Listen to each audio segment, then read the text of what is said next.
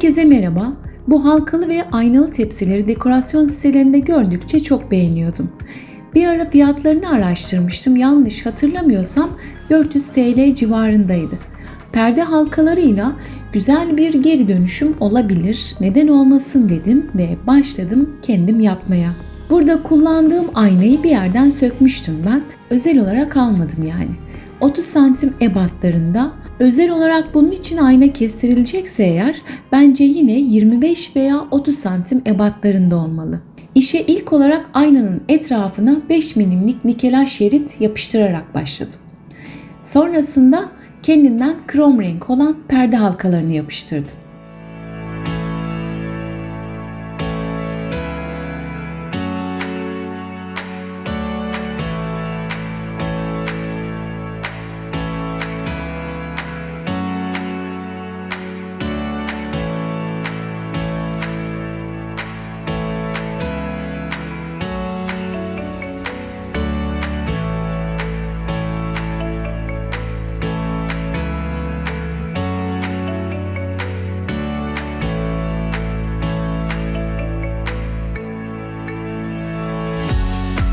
Tüm yapıştırma işlemlerimde ikili satılan hızlı yapıştırıcıdan kullandım.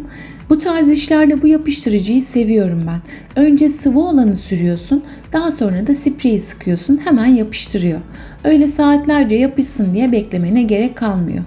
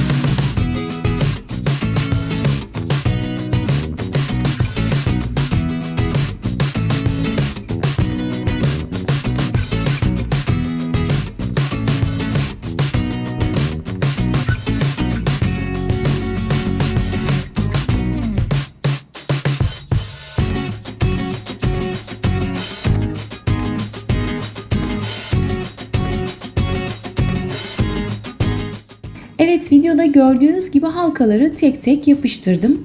Aynaya taşan yapıştırıcıyı hemen silersek çıkıyor. Gözümden kaçanları da tüm işlemler bittikten sonra pamuğa biraz aseton döküp o şekilde zorlanmadan temizledim. Aslında burada ayak yapmasak da olur ama ben yine de yaptım. Eski bir bileklikten sökmüştüm bu kendinden simli gibi görünen boncukları. Onları da ayak olarak gördüğünüz üzere yapıştırdım.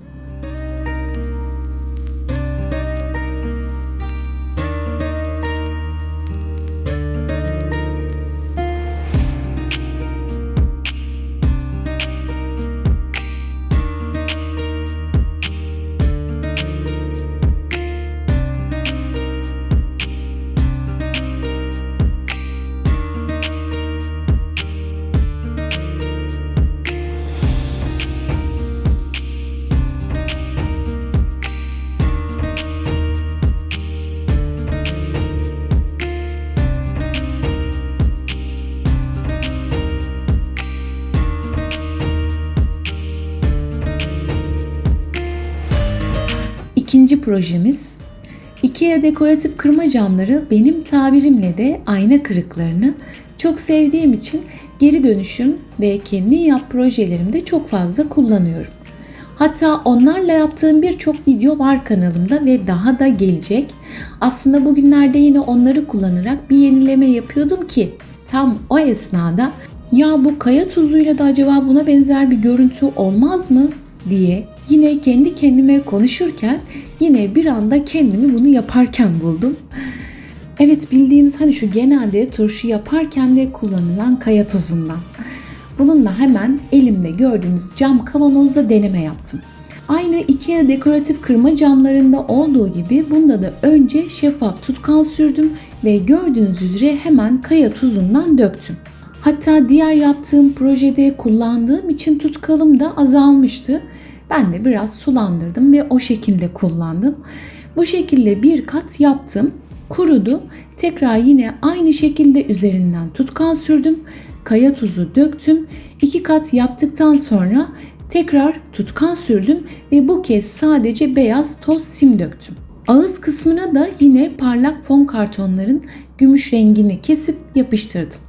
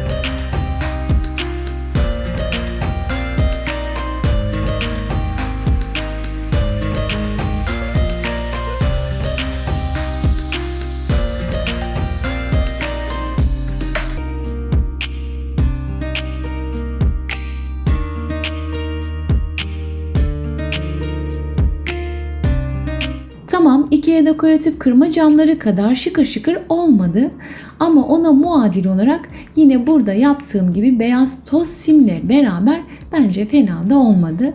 Hatta bunu yaptıktan sonra sim dökmek yerine istediğimiz renk, mesela gold, gümüş, bronz gibi sprey boyalarla da boyayabiliriz.